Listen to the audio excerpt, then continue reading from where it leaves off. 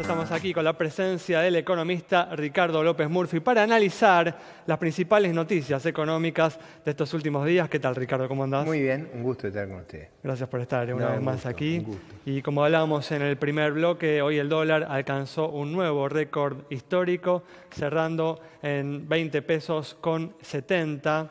El Banco Central intervino, al igual que el lunes nuevamente, para contener la escalada de la divisa. Ricardo, ¿estás de acuerdo con que el Banco Central haya intervenido en el mercado cambiario justamente para frenar esta suba que viene teniendo la moneda americana en las últimas semanas?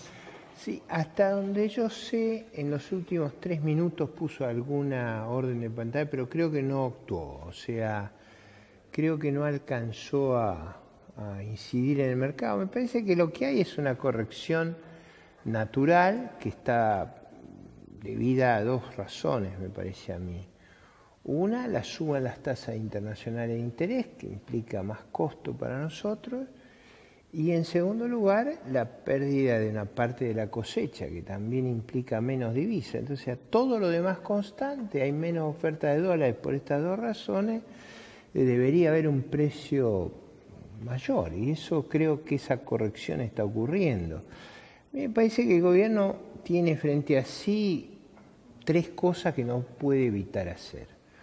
Una, va a tener que, acá sí se juega la vida, tratar de estar en el límite o por debajo del límite en materia de déficit primario. Ahí yo creo que no hay segundo round si no lo hace.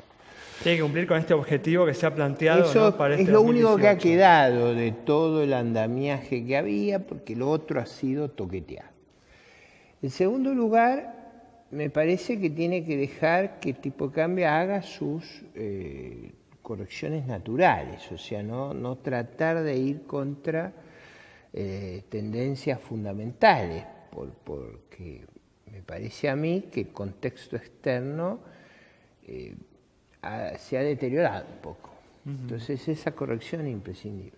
Y en tercer lugar, creo que no tiene más espacio para bajar las tasas. O sea, yo diría las tasas van a tener que acompañar las expectativas de inflación, que creo yo que ya lo que se corrigió es, a lo mejor yo no lo hubiera corregido, pero ya estamos en el nivel donde no hay espacio para moverse. De todas formas, Ricardo, esta suba del dólar no compromete las posibilidades del Banco Central, del gobierno, de cumplir con la meta del 15% de inflación para este 2018. Bueno, va a haber más presión cambiaria, deberá haber menos presión de otro tipo. Por ejemplo, yo creo que la forma de amortiguar esto va a tener que ser probablemente un sobrecumplimiento de la meta fiscal. En realidad, esta presión, si ellos se atan al presupuesto, les da más espacio, ¿no? Decías que no hay mucho margen para mover las tasas, pero justamente es uno de los temas por los cuales hay una disputa o cierta tensión entre el gobierno y los industriales, ¿no? El gobernador de Salta salió a decir que el negocio más rentable es poner un plazo fijo. ¿Cómo ves que puede seguir esto? No, eso no es cierto. Si uno mira las tasas de plazo fijo han dado por abajo de la inflación, o sea, mírenlo sistemáticamente, eso no es verdad. Y además, yo no lo hubiera hecho, pero el gobierno propició el año pasado subir los impuestos a los plazos fijos, a los títulos. Entonces, todo eso, es decir, lo que antes alcanzaba ahora no alcanza, porque han puesto esos impuestos que encarecen el financiamiento del Estado. Yo no lo hubiera hecho, pero lo han hecho. Entonces ahora, cuando uno mira lo que ha corregido el rendimiento de los títulos, básicamente lo que ha hecho es absorber los mayores impuestos que se pagan. Entonces yo creo que no hay margen. Si dijo eso... Esto como un ejemplo de lo que si es la dijo renta eso, no financiera. dan las cuentas. O sea, claro, si él hace las cuentas, cuánto quitan de impuestos y cuánto es la inflación más impuestos es más que la tasa del plazo fijo. Así que eso no es verdad. No, él decía esto como un ejemplo de lo difícil que es invertir en Argentina, ¿no? Por los altos costos y que por ahí el gobierno no se está ocupando lo suficiente de bajar el costo empresario para que se invierta. Es verdad, el costo más importante que en Argentina es el inmenso crecimiento del gasto público. Acá ha crecido de una manera extraordinaria, ha crecido de ser 23, 24% del producto a ser 42, 43, es una cosa enorme. Entonces, eso pone una gran presión. En esas circunstancias, el gran desaliento que hay a invertir en el país es ese extraordinario peso muerto que pone el Estado. Y ustedes reparen, el doctor Alberto Porto ha escrito en Economía del Sector Público, un blog de la Universidad de La Plata, un muy buen argumento sobre que todo ese aumento del gasto han sido transferencias, o sea, no han sido provisión de servicio por el sector público, sino sacarle a uno para darle a otro. Eso pone aún más en conflicto la legitimidad de lo que se hace. O sea que, Ricardo, ¿no estarías de acuerdo de alguna manera con las afirmaciones, ¿no?, que trascendieron del ministro de Producción diciéndole a los industriales que dejen de llorar y vayan a competir?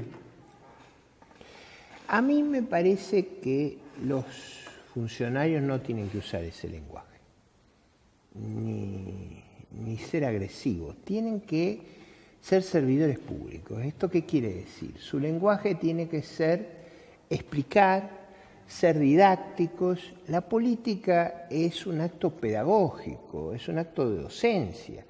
Uno explica por qué estamos en el problema que estamos, cuáles son los dilemas que enfrentamos y a dónde vamos. Esa es la naturaleza de la función pública. Cuanto más respetuosos sean los funcionarios, más constructivo y más eficaz el diálogo.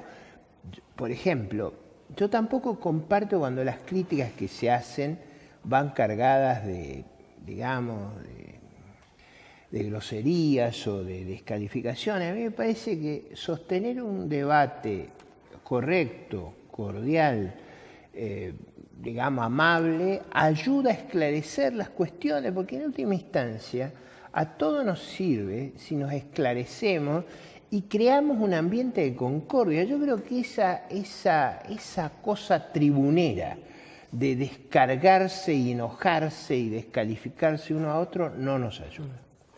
¿Cómo ves, Ricardo, el conflicto con los docentes en Buenos Aires y en torno a cuánto ves que sería una paritaria razonable? Bueno, ahí el sector público no tiene mucho espacio. Probablemente creo yo que van a terminar en el 15 más algún mecanismo de corrección si la inflación es mayor. Creo que ese va a ser... Fue las veces anteriores ese mecanismo, no veo fácil que puedan abandonar ese esquema. Algunos economistas advierten sobre esta indexación de la economía, ¿no? Durante muchos años no hubo cláusulas indexatorias a pesar de que la inflación era alta. Bueno, ese es un problema, sobre todo cuando uno pone tipo de cambio flotante. Porque el tipo de cambio flotante tiene utilidad mientras no haya indexación. Si hay indexación pierde gran parte de su ventaja. Es decir, porque siempre, ¿cuál es el problema del tipo de cambio fijo? Su rigidez. Ahora, si hay indexación, todo es rígido. Es decir, de alguna manera, en términos reales, ¿no? Bueno, es por eso que en general uno no debería indexar, pero eso viene de la primera cuestión, de la primera negociación, de no haber puesto las cosas en su lugar en diciembre del 2015. Eso ya es tiempo perdido. O sea, lo que no se hizo en el momento de ahora es difícil. O sea, se va a ir arrastrando. Lo que sí creo que tienen poco espacio. O sea, yo creo que la negociación va a ser más difícil que años anteriores porque el espacio del gobierno es más limitado. ¿Crees que el gobierno va a lograr bajar la inflación en relación al 2017, este año?